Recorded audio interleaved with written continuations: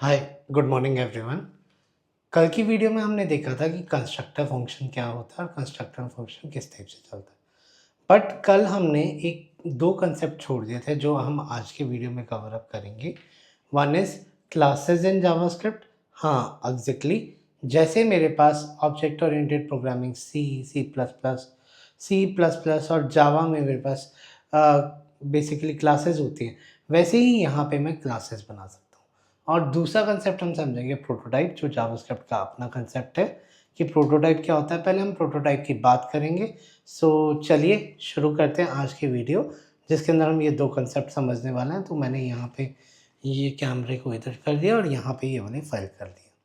सो अगर आप ये वाली फाइल देख पा रहे होगे तो फाइल में मैंने क्या किया है, बाय डिफ़ॉल्ट ये कल का पूरा कोड था, तो मुझे कोई आज डॉम का कुछ नहीं करना, तो बाय डिफ़ॉल्ट मैं डॉम का हटा दूँगा और सिंपल मैं एक लाइन लिख दूँगा, दैट इज़ h1, यहाँ पे डिलीट, और ये नीचे वाले फॉर्म को भी delete. So by default delete करने के बाद तो यहाँ पे मैंने एक h1 लिया और h1 लेने के बाद यहाँ पे किया टेस्टिंग फॉर प्रोटोटाइप। ठीक है जी। प्रोटोटाइप करने के बाद ये मैंने पूरा का पूरा जो नीचे इससे उठाया था वो हटा दिया और यहाँ पे सिर्फ मैंने ये डिपॉजिट को रहने दिया।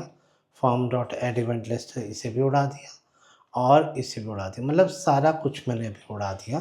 सो अभी के लिए हम कोई ऑब्जेक्ट नहीं बना रहे, हम सिंपल एक एरे बनाते हैं। पहले हम समझेंगे कि बेसिकली प्रोटोटाइप होता क्या है।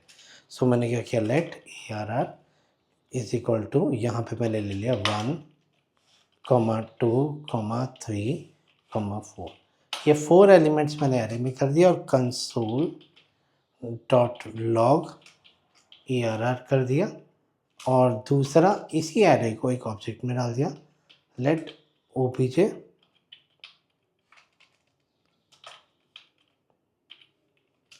इक्वल टू कर्ली ब्रेसेस, ये एक तरह से कर्ली ब्रेसेस लगा दी, and obj equal to ARR। So by default इस तरह कर दिया और यहाँ पे भी मैंने कंसोल डॉट लॉग, यहाँ पे भी मैंने क्या कर दिया, obj। सो जैसे ही मैं इसे सेव करता हूँ, सेव करने के बाद इसे चलाता हूँ। अभी हम क्लास फंक्शन कंस्ट्रक्टर फंक्शन की कोई बात नहीं कर रहे, पर जैसे ही मैं इसे सेव करके लाइव सर्वर पे चलाऊँगा, that is open in live server. So live server चलाने के बाद यहाँ पे आप देखोगे मेरे पास दो ऑब्जेक्ट आए होंगे, एक ये आ गया मेरे पास। सो एक बार फिर से रिफ्रेश करता हूँ कि एरर ना है। सो बाय डिफ़ॉल्ट एक मेरे पास ये एरे आ गया और एक मेरे पास ये एरे आ गया, दैट इज़ ये वाला एरे। सो एक बार के लिए हम वो देख लेते हैं। तो ऑब्जेक्ट हमने कर्ली ब्रेसेस में ना, चलो ऑब्जेक्ट को छोड़ते हैं, इस कंसेप्ट को डिलीट करते हैं और सेव करके अब चला के देखते हैं। तो मेरे पास यहाँ पे एरे आ गया। सो एरे के बाद यहाँ पे कुछ प्रोटोटाइप है। अब अगर मुझे एरे में कोई एलिमेंट ऐड करना है तो मैं क्या सिंपली करता हूँ, ARR। ये मैं इसलिए ऐड कर रहा हूँ क्योंकि हम यहाँ पे कुछ कंसेप्ट करना चाह रहे हैं। सो यहाँ पे पुश किया मैंने और पुश करने के बाद यहाँ पे मैंने क्या किया, यहाँ पे ऐड कर दिया थ्रेशोल्ड। सो बाय डिफ़ॉल्ट जैसे ही आप इसे यहाँ पे थ्रेशोल्ड ऐड करते हो, सो बाय डिफ़ॉल्ट अगर फिर से मैं कंसोल डॉट लॉग करूँ, कंसोल डॉट लॉग फिर से एरो कर ये एरे करूँगा, सो यहाँ पे वो एरे में अब थ्रेशोल्ड भी ऐड हो जाएगा जो पहले थ्रेशोल्ड था। हमें तो पता है कि पुश मेथड होता है, पर वो पुश मेथड होता कहाँ है एक्चुअली। वो सारा के सारे मेथड बेसिकली मेरे प्रोटोटाइप में होते हैं। अगर मैं ये प्रोटोटाइप वाली विंडो खोलूँ, एक तरह से इसे खोलते हैं, सो जितने मेथड हमने एरेज में किए थे, जितने भी होते हैं, जैसे to string, to splice, sort, to reverse, to local string, splice, slice, reverse, जो भी बेसिकली इंटरव्यू में पूछे जाते हैं questions, so these are all the array pointers that you can learn and you can practise, and इसके साथ आप multiple operation भी करवा सकते हो। सो ये सारे के सारे बेसिकली मेरे प्रोटोटाइप में पड़े, बट ये मेमोरी नहीं लेते। तब तक ये मेमोरी नहीं लेते जब तक इसे मैं यूटिलाइज़ ना करूँ। जैसे अभी यूटिलाइज़ किया तो उसने मेमोरी ली होगी, बट यहाँ नहीं। वेयरएज़ जो कल हमने टास्क किया था, सो कल हमने क्या किया था, यहीं पे ही जो ऑब्जेक्ट बनाया था, लेट त्रिशु is equal to new bank account, और बैंक अकाउंट में यहाँ डाल दिया त्रिशु, और त्रिशु डालने के बाद यहाँ पे डाल दिया बैलेंस, डाल दिया मैंने फॉर एग्जांपल कुछ भी मैंने ऐसे ऐड कर दिया। जैसे ही मैं इसे सेव करता हूँ और एक बार इसे भी कंसोल ऊपर वाला कंसेप्ट हटा देते हैं एरे का। सो एरे का आई होप सबको क्लियर हो गया है। अब हम बेसिकली ऑब्जेक्ट ओरिएंटेड प्रोग्रामिंग पे फिर से लैंड कर रहे हैं। सो जैसे मैं यहाँ पे जाता हूँ और कंसोल डॉट लॉग यहाँ पे त्रिशु करता हूँ, सो त्रिशु करते ही अगर मैं सेव करूँगा, सो बाय डिफ़ॉल्ट आपके पास यहाँ पे डिपॉज़िट नाम का मेथड आ जाएगा। वो डिपॉज़िट नाम का मेथड हर बार मेमोरी एलोकेशन ले रहा है। अब ऐसा तो नहीं होता आप एटीएम में जाते हो, आप हमेशा डिपॉज़िट करोगे ही करोगे। आप विथड्रॉ करोगे, कभी-कभी बैलेंस इंक्वायरी करोगे, वहाँ पे पर वो सारे मेथड पड़े होते हैं। वो सारे के सारे मेथड मेमोरी में स्पेस नहीं ले रहे होते, वो बेसिकली प्रोटोटाइप में पड़े होते हैं। सो अभी आप देख रहे हो जो कंस्ट्रक्टर फंक्शन हमने बनाया था वो प्रोटोटाइप में पड़ा है। अब बस मुझे ये वाला मेथड इसकी जगह यहाँ पे प्रोटोटाइप में करना है। सो सिंपली अभी पहले डिपॉज़िट करते हैं, क्या डिपॉज़िट हो रहा है, Trishu dot deposit, let's make it formal, that is 50,000, कि ताकि हमें पता चल जाए कि जो अमाउंट हम ऐड कर रहे हैं 980। सो 50,000 में हमने 980 ऐड किया। सो बाय डिफ़ॉल्ट अगर आप देखोगे, सो 50,980 हो गया। मैंने दोबारा कंसोल नहीं करवाया जिसकी वजह से वो यहाँ पे अपडेट नहीं हुआ, पर अगर आप इंटरनल देखोगे तो 980 हो गया।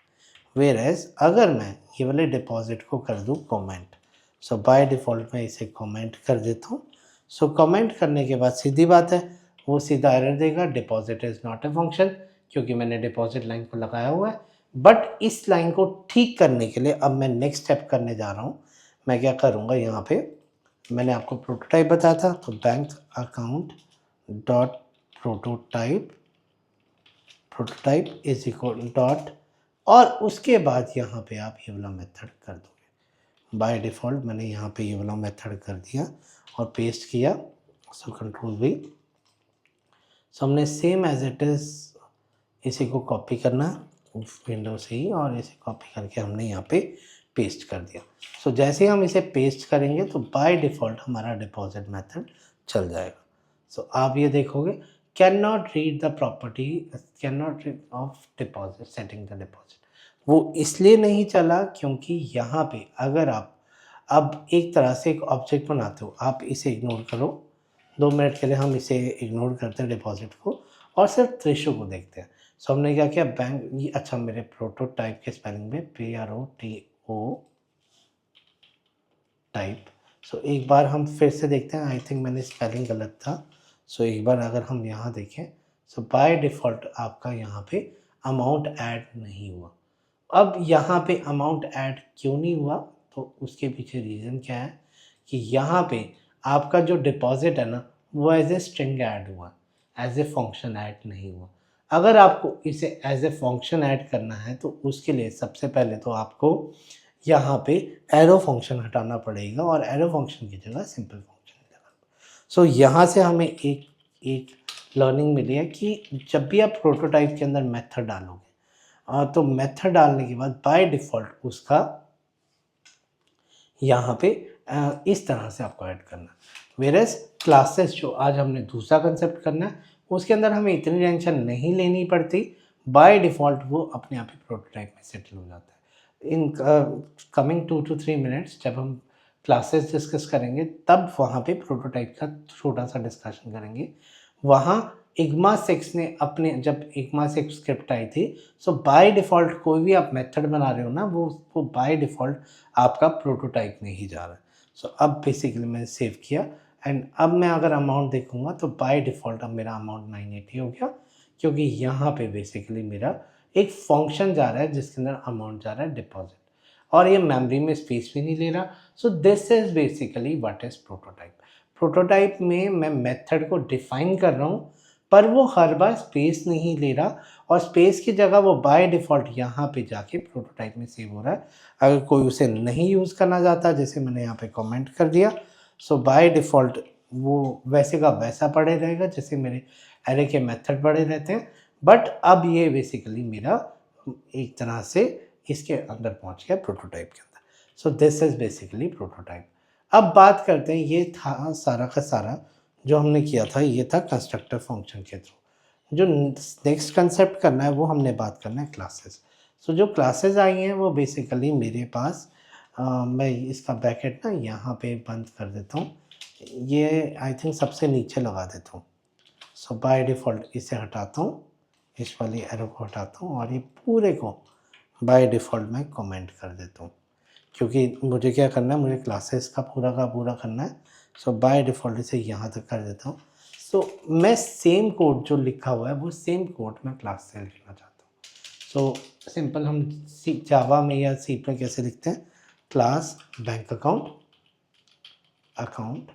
और क्लास बैंक अकाउंट करने के बाद यहाँ पे मेरे पास 3 वेरिएबल है, एक नेम है, एक बैलेंस है और एक अकाउंट नंबर है। तो हम पहले डिफाइन करते हैं।